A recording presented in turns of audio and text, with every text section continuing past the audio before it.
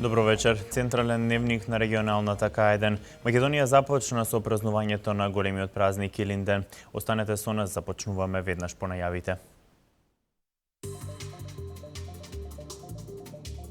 Груевски се враќа фокусот на економијата.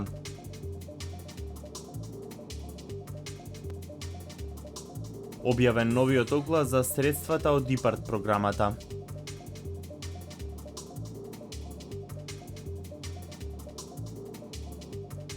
Асфалтната база во Велес во целост ги спроведува градежните активности според планираните инфраструктурни инвестиции.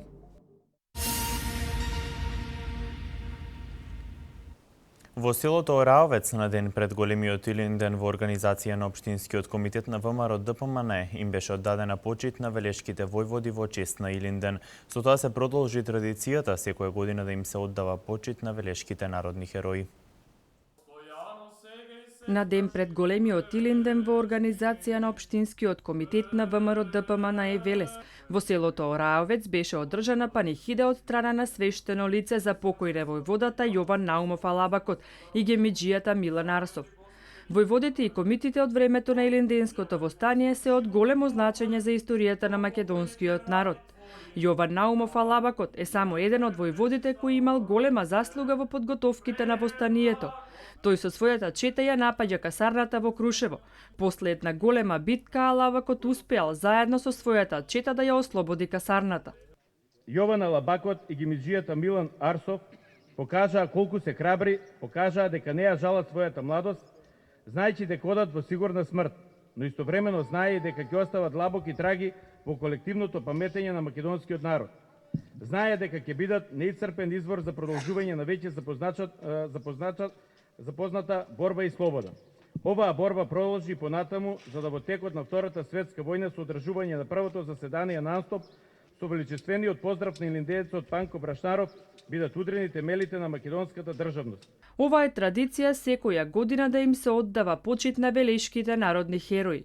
Илинден е символ на македонскиот народ. На овој ден пред 112 години угнетениот македонски народ силно го кренал гласот за слободна Македонија. Илинденското востание било востание на македонскиот народ против османлиската власт, која останува запаметено во историјата на македонскиот народ по 10-дневната Крушевска република, како и храброста и издруженоста на народот во борбата против османлиите.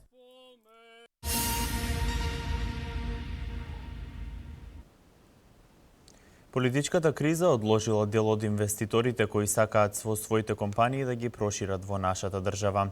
Но владата на Република Македонија интензивно работи на надминување на таквата состојба со цел да продолжи трендот на засилено отворање работни места. Се враќа фокусот на економијата.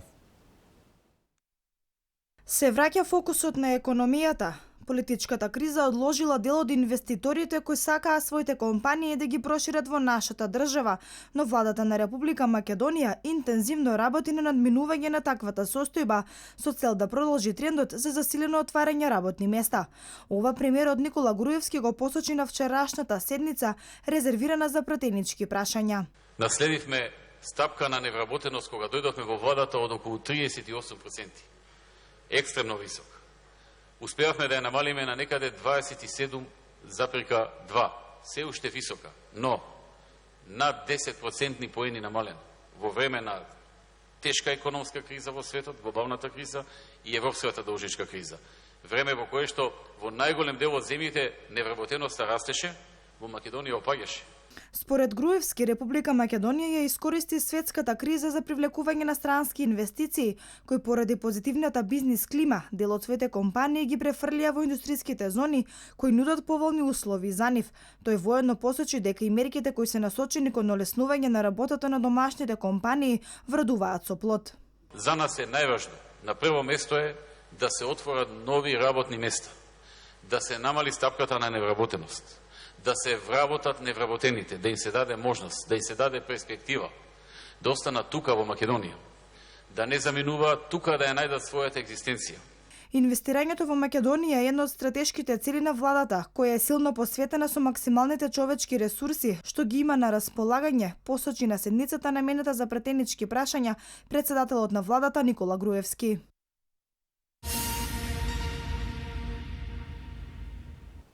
Агенцијата за финансиска поддршка во земјоделството и руралниот развој го објави вториот јавен повик за доставување барања за користење финансиски средства од ИПАРД програмата. Огласот ќе трае до 15 септември годинава. Вториот годинашен јавен повик за доставување барања за користење финансиски средства од ИПАРД програмата го објави Агенцијата за финансиска поддршка во земјоделството и руралниот развој. Парите се наменети за мерката 101 инвестиции на земјоделските стопанства со цел нивно преструктурирање и надградба за достигнување на европските стандарди. За мерката 103 инвестиции за преработка и маркетинг на земјоделските и рибните производи со нивно преструктурирање и надградба, како и за мерката 302 диверзификација и развој на руралните економски активности. Подигање на сточарски фарми, подигање на овошни насади, лозови насади, набавка на механизација, системи капка по капка и секако мерката 103, каде што преработувачите на земјоделски производи може да ги користат за проекти за откупно-дистрибутивни центри, за млекари, за винари и така натаму. Заинтересираните за користење на овие средства, документацијата и упатствата можат да ги преземат од веб страницата на агенцијата www.ipardpa.gov.mk или на pa.gov.mk, како и лично во приемницата на агенцијата или низините работни единици. И една од мерките за поуспешно искористување на овие средства е и техничката помош која што МЗШВ треба да им ја даде на земјоделците во изготвувањето на самите апликации. Во тој правец ние како министерство формиравме еден експертски тим од 80 експерти кои што им стојат на располагање на земјоделците. Овие експерти се распоредени во 34 подрачни единици на Министерството во земјава. Огласот ќе трае до 15 септември годинава.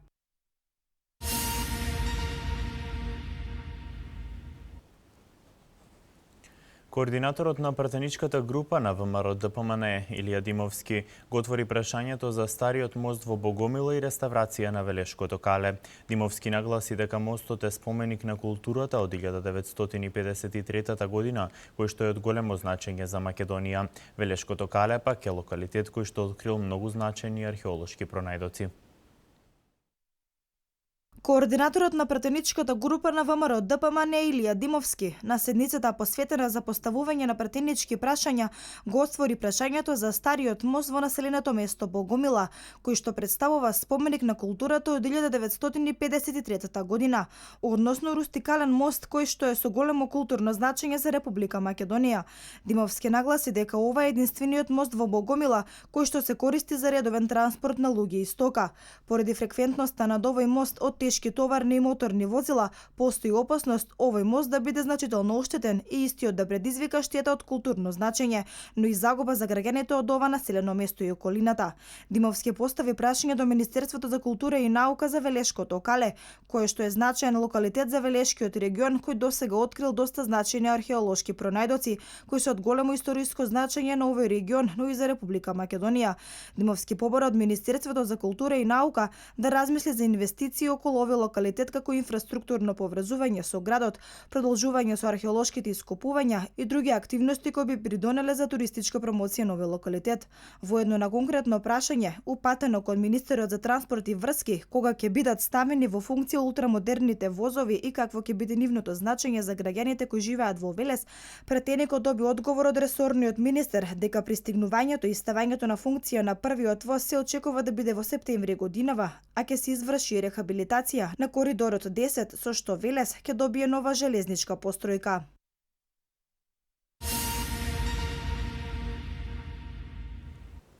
Асфалтната база во Велес ги задоволува потребите за обнова и асфалтирање на сите регионални и магистрални патишта во Вардарскиот регион. Со производство од 30 тони асфалт на час, Македонија пат на времено и во целост ги спроведува градежните активности според планираните инвестиции во сообраќајната инфраструктура.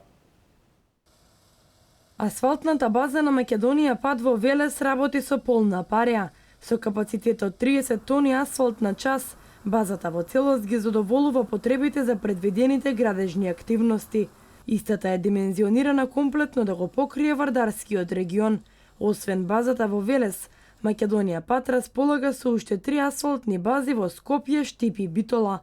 Работниот процес на терен може да се одвива мануелно или со електронска навигација на машината која го вградува асфалтот. Работиме согласно стандардите за материјали, претходно правиме рецептури во официјална институција која што ни ги приготвува согласно материјалите кои ги добавуваме и согласно тие рецептури произведуваме разни типови на асфалт, како што се од варовничко потекло, така и од еруптивно потекло, затоа што на магистралните патишта исклучително работиме со таков асфалт. Македонија Пат работи на асфалтирање на градски сообраќајници, поставување нови ленти на булеварите и обнова на застарениот асфалт на раскрсниците. Градежните активности ги спроведува врз основа на планираните инвестиции или врз основа на договор со физички и правни лица по кои постапува. Ние во согласно со програмата за одржување на магистрални и регионални патишта на јавното предпријатие за државни патишта и Македонија Пат, имаме дел од инвестиции каде што во делот на инвестиции определени делници на патиштата кои што се дотрајани, вршиме надградби на нив и поправки, а исто така имаме и уште една позиција во редовно одржување со која што ние практично крпиме ударни дупки и поправаме коловози. Македонија Пат располага со 16 возила кои работат на терен и го поставуваат асфалтот.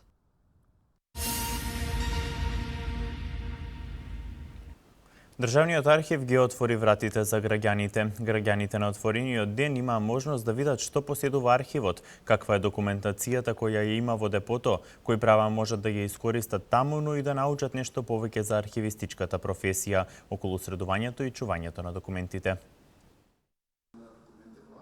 Државниот архив на Република Македонија денеска ги отвори вратите за сите граѓани.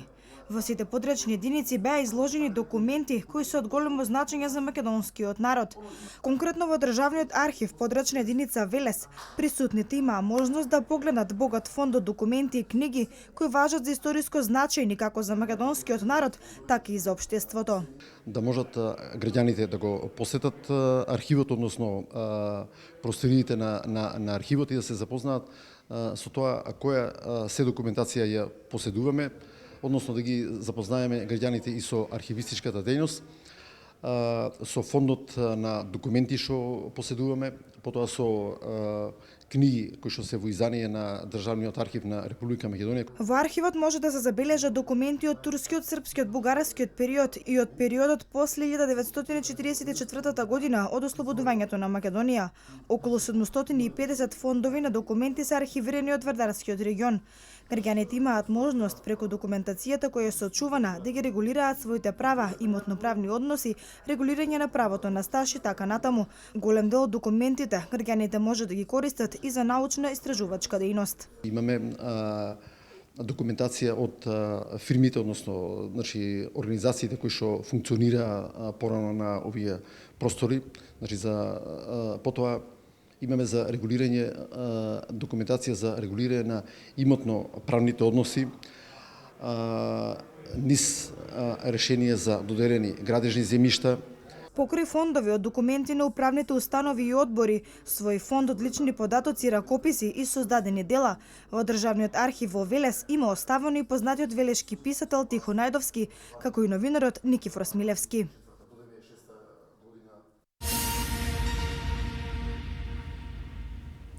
Конзервацијата на гледалиштето на театарот во археолошкиот локалитет Стоби е дел од проектите за реставрација, реконструкција и конзервација на културно-историско наследство на овој музеј под отворено небо. Археолошкиот локалитет Стоби представува своевиден музеј под отворено небо и непресушен извор на информации за цивилизациите кои имале шанса да бидат жители на овој град низ столетијата.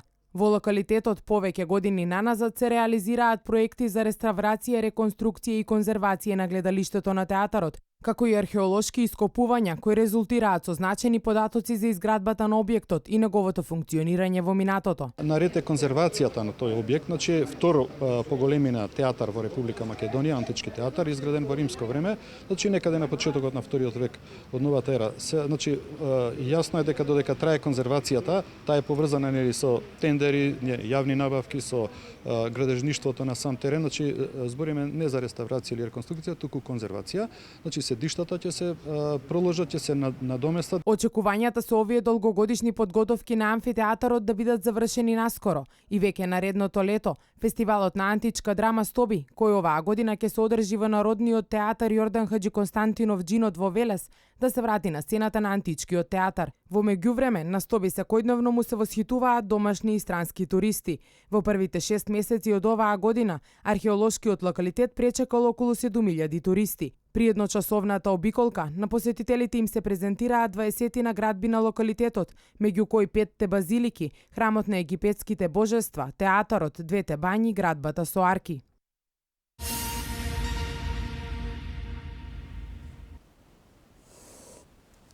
Управата за хидрометеоролошки работи најави дека во следните 3 дена ќе има намалување на температурите во целата држава. Хонорарците од денеска нема да плаќаат придонеси. Денеска стапија на сила законските измени со кои се укинува плаќањето придонеси за здравствено и пензиско осигурување за хонорарците. Ваквото решение на владата уследи по извршените анализи, кои покажаа дека проектот Македонија вработува и трансформацијата на работниот однос во редовен ги исцрпиле предвидените ефекти. Укинувањето на така наречениот закон за хонорарци го поздравија оние за кои беше наменет, како и Сојузот на синдикати на Македонија, Организацијата на работодавачи и Сојузот на стопански комори.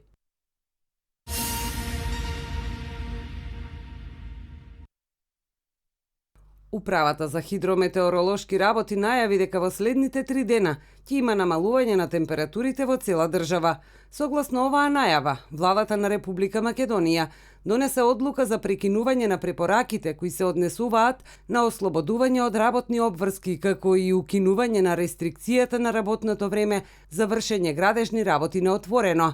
Надлежните служби ќе продолжат континуирано да ја следат состојбата и да преземат мерки согласно временските услови.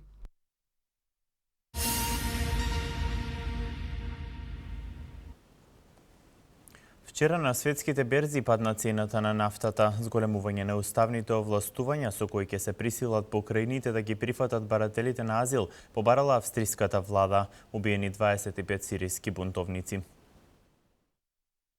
Зголемување на уставните овластувања со кои ќе се присилат покрајните да ги прифатат барателите на азил, побарала австриската влада. На овој начин тие реагирале на критиката на државното водство дека не осигуруваат соодветна грижа за се поголемиот број бегалци.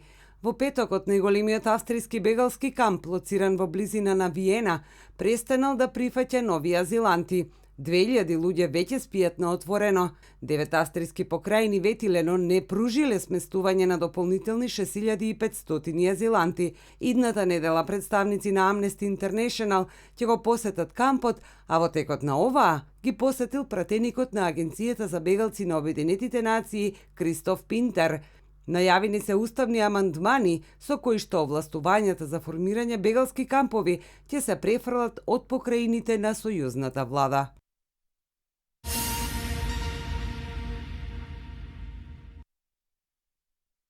Вчера цената на нафтата падна на светските берзи. Барел сирова нафта на лондонската берза падна на $52,61, а на американската берза за 90 центи на $47,62. Загриженоста и натаму е присутна од преголемата понуда, откако ОПЕК објави дека нафтениот картел не размислува за намалување на производството.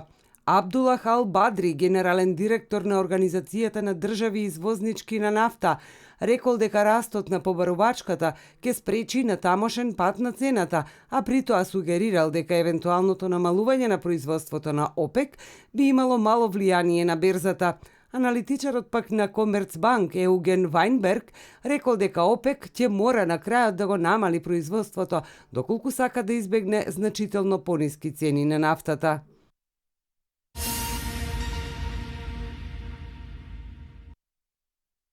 Најмалку 25 сириски бунтовници се убиени во напад врз импровизирана воена база на северот од Алепо, а убиени се и 9 армиски војници, соопштуваат наблюдувачите на Сирискиот центар за мониторинг на човековите права. Според наблюдувачите, меѓу загинатите има и тројца високи команданти на бунтовниците. Тие наведуваат дека во западните предградија на Алепо утринава продолжиле спорадичните борби, авионите на регуларната војска бомбардираат, а бунтовниците истрелуваат ракети врз позициите на силите кои се лојални на државниот режим. Алепо е поделен на западен дел што го контролира власта и на источен дел што е под контрола на бунтовниците.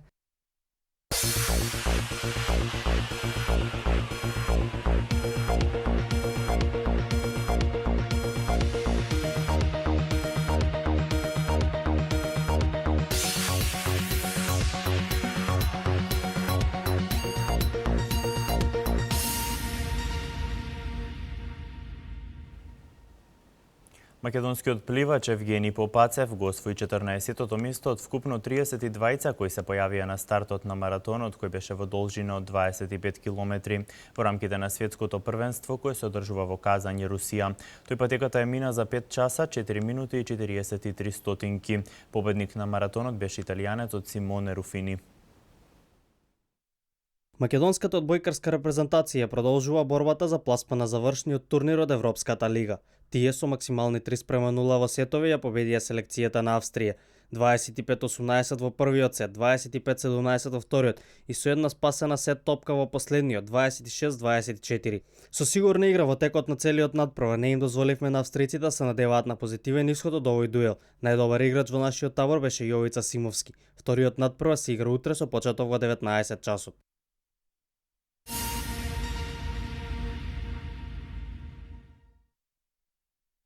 Кошаркарската легенда на Македонија Перо Блажевски ќе биде новиот помошник на селекторот Маријан Сарбиновски. Блажевски ќе ја превземе оваа улога по барање на селекторот. Кошаркарите овие денови одработуваат првата фаза од подготовките за престојното европско првенство во септември. Тие на 5 август подготовките ќе ги продолжат во Охрид каде е планирано да одиграат и неколку пријателски надпревари.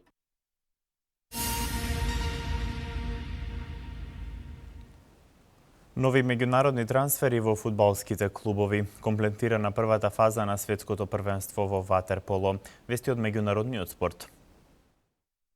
На светското првенство во спортови на вода што се одржува во Русија, завршена е првата фаза од надпреварите во ватерполо. 4 репрезентации надпреварите од групната фаза ги завршија со максимален скор и ќе бидат слободни во првата елиминацијска фаза, односно во осмина финалето. Тоа се репрезентациите на Хрватска, Унгарија, Грција и Србија, а во четвртфиналето ќе им се придружат победниците на дуелите Канада, Италија, Бразил, САД, Казахстан, Црна Гора и Јужна Африка, Австралија.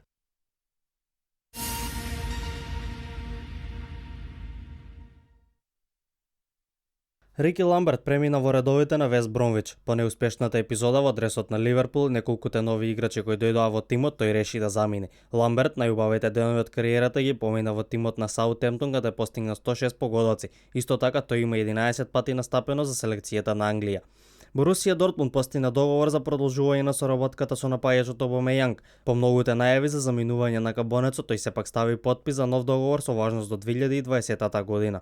Тео Волкот и Санти Казорлај продолжија верноста кон топџиите. Волкот подпиша 4-годишен договор и со тоа стана играч со најдолг стаж моментално во клубот, за кого има одиграно повеќе од 300 надпревари. Казорла го продолжи договорот за 2 години, а во Арсенал настапува од 2012 година.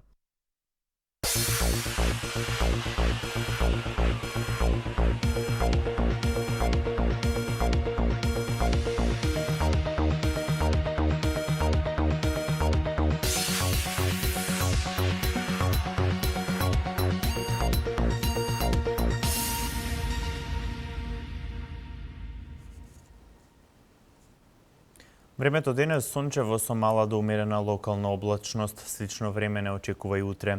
Еве деталната временска прогноза за општините од Вардарскиот регион.